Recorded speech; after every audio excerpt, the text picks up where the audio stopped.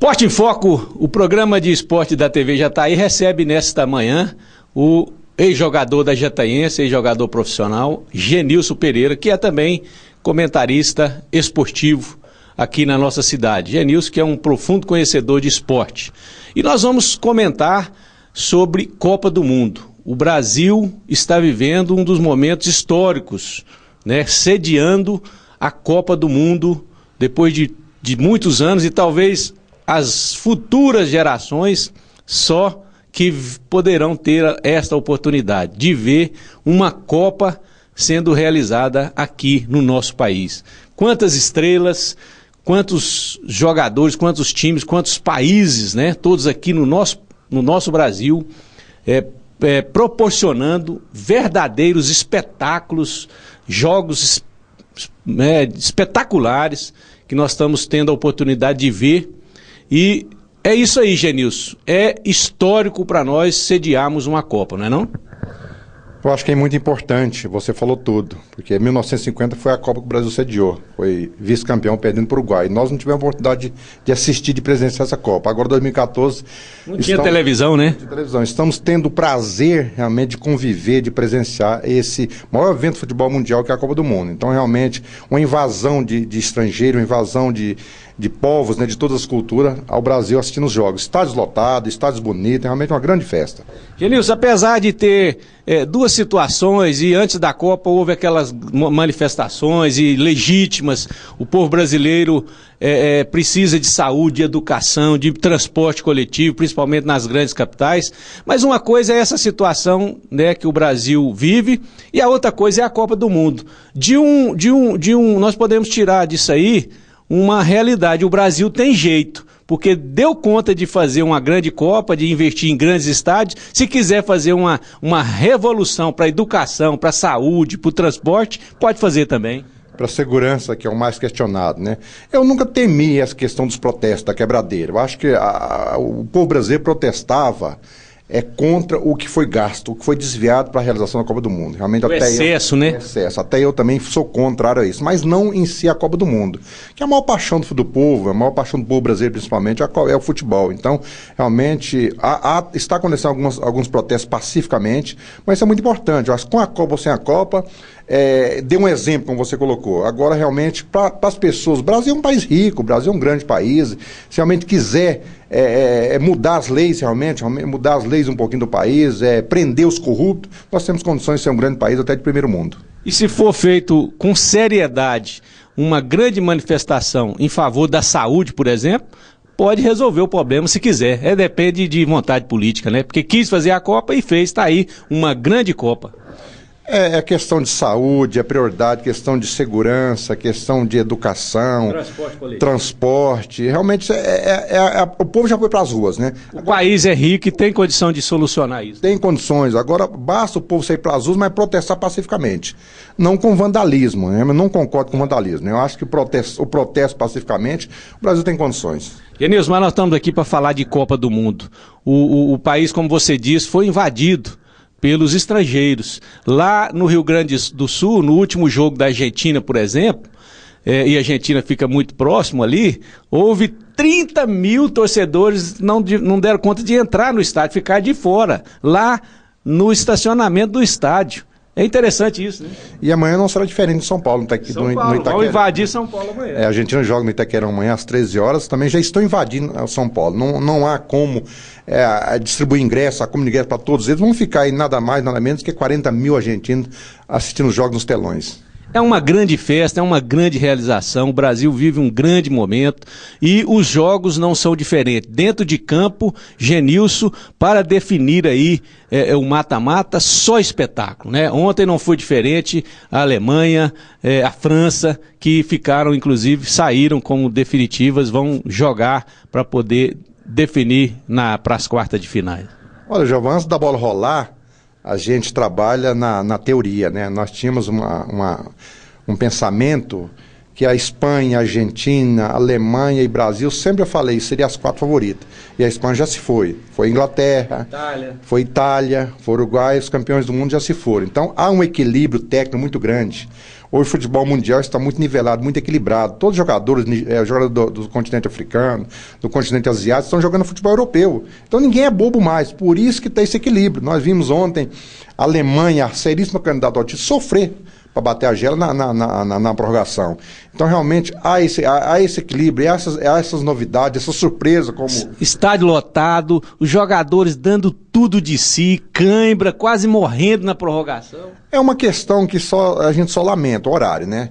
Esse horário das 13 horas, realmente jogar às 13 horas em Manaus, jogar às 13 horas em Cuiabá, os europeus acostumados com o clima. Olha, a gente comentava em off aqui, é um equívoco da Copa. A Copa está sendo bem feita, bem organizada? Sim, mas erraram quando colocam europeus, por exemplo, jogar às 13 horas. Nunca houve isso aqui no Brasil, jogo às 13 horas.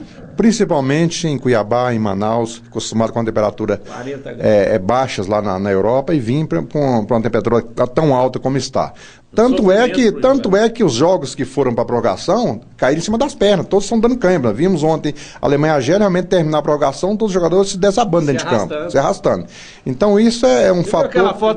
Aquela falta lá, o cara bateu, o outro correu para baixo e caiu, né? Jogada ensaiada, né? Porque ele não teve pique para acompanhar a jogada, né? Então realmente isso aí. Mas tirando isso aí, é uma grande Copa, grande espetáculo, jogos para frente, jogos de times querendo vencer. A arbitragem, para mim, até certo ponto, está rigorosa, uma arbitragem boa.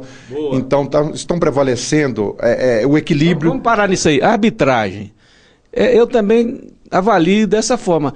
Há alguns erros pontuais, sim, mas de um modo geral, a arbitragem da Copa do Mundo está correta. Está correta. Está acertando mais. Muito boa a arbitragem. Há alguns erros, né, que você muito colocou, mas erros que acontecem em arbitragem. Não usando de má fé. Eu acredito que a arbitragem é muito boa. Não está prejudicando ninguém, né? Não está influenciando o resultado. A arbitragem é muito boa. Eu acho que uma arbitragem rigorosa, estão acompanhando de perto os lances. O condicionamento físico da arbitragem muito boa, os assistentes realmente em cima da linha da bola. Então a arbitragem, para mim, até certo ponto, até o momento, está muito boa. Genilson, no passado, na sua época, tinha países que não tinha jogador de futebol, que não tinha tanto investimento em futebol. Hoje todo mundo sabe jogar. Né, você vê esses jogos aí, Argélia, Nigéria, jogam com a França, com a Alemanha, como se estivesse todo mundo, Uruguai, né, a Colômbia, são países pequenos, Chile, mas que tem time igual o Brasil. Costa Rica, a grande surpresa da Copa do Mundo. Exatamente. É aquele que eu coloquei. Em 1970, o Brasil foi tricampeão do mundo e tinha a hegemonia do futebol brasileiro. Então, os jogadores não jogavam muito, não jogavam no futebol europeu. Hoje, realmente, inflacionou muito o mercado. Então, todos os continentes hoje, africano, asiático, tem jogadores exportados jogadores, são jogadores que jogam na Europa. Então, todo conhece. Então, ontem a Argélia, um exemplo de ontem mesmo, mais recente, a Argélia encarou a Alemanha de igual para igual e quase venceu o jogo. Por questão de alguns erros, ela não venceu o jogo, levando o jogo para prorrogação.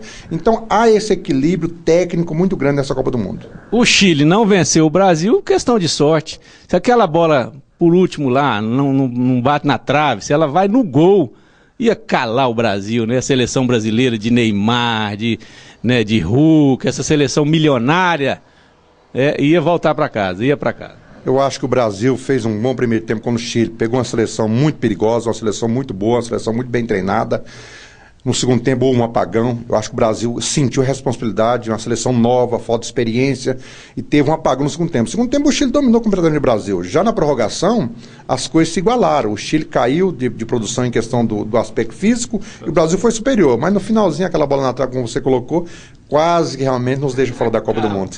E aí tivemos, só concluindo essa questão do Brasil e Chile, a sorte, a estrela do nosso goleiro Júlio César, que brilhou e acabou lavando a alma, né? Porque ele ficou como que culpado daquela derrota para a Holanda na última Copa, e ele foi a grande estrela naquelas cobranças de pênalti, nas cobranças de pênalti, que o Brasil acabou se salvando, né? Eu acho que o Júlio César está muito injustiçado por maior parte da imprensa brasileira, do torcedor brasileiro, em questão daquela Copa do Mundo de 2010. Ele não foi culpado sozinho, aquela bola raspou no Felipe Melo, na cabeça do Felipe Melo. Então, realmente, ele provou mais uma vez que é um grande goleiro, tem experiência de Copa do Mundo, então, e tem a confiança da comissão técnica, isso que é o mais importante. Exatamente. E as expectativas, Genilson, agora para Brasil e Colômbia na próxima sexta-feira? Eu acredito que será um jogo mais fácil teoricamente. eu acredito que jogar com a Colômbia é mais fácil jogar com o Chile. O Chile não deixou o Brasil jogar, o Chile marcou. Então a Colômbia é mais ofensiva, a Colômbia vai deixar mais o Brasil jogar. Sabemos que os últimos 4 encontros foram empates, né? Então são jogos equilibrados. Mas eu vejo o Brasil como favorito. O Brasil perdeu um grande jogador, que é o Luiz Gustavo, para mim o mais equilibrado, jogador de grande pegada, um jogador realmente que protege o sistema defensivo muito bem, ainda sai para o jogo. Então perde um grande jogador. Agora, tá essa dúvida. Ele pode usar também, como ele fez em 2002, um terceiro zagueiro. E a lateral direita? A lateral direita está mal, né, realmente. Eu vejo assim, Giovanni, eu acho que o futebol é momento. O Daniel Alves não está muito bem. Então o Maicon, talvez, não sei se seria a solução, mas para o momento eu acho que deveria ser uma das mudanças na seleção brasileira a entrada do Maicon no lugar do Daniel Alves. Agora a questão do meio campo, como eu havia colocado, ele usou em 2002 o Edmilson como terceiro zagueiro.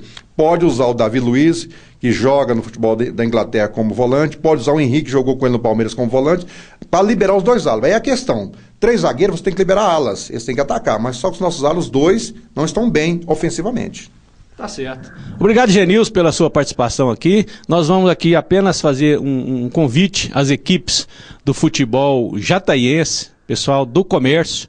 O Nivaldo Popes vai realizar aí a 19ª Copa dos Comerciários e está convocando a todos os dirigentes dessas equipes para uma importante reunião e inscrição no próximo dia 7, né? No próximo dia 7, segunda-feira, às 19 horas, na sede do sindicato.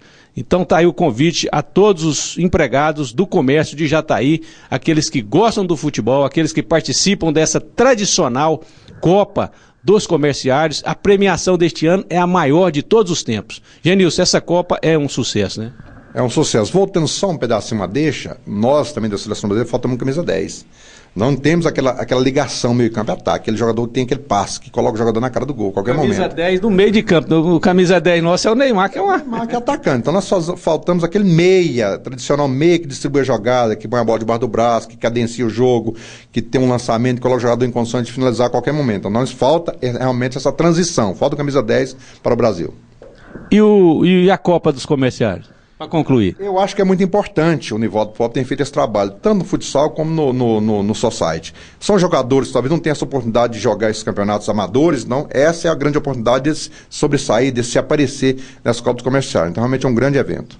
Então tá aí, o convite a todos do esporte, do comércio, né, os times dos comércios, a inscrição, a reunião no próximo dia 7, lá no Sindicato dos Comerciários. Nivaldo Popes, aquele abraço.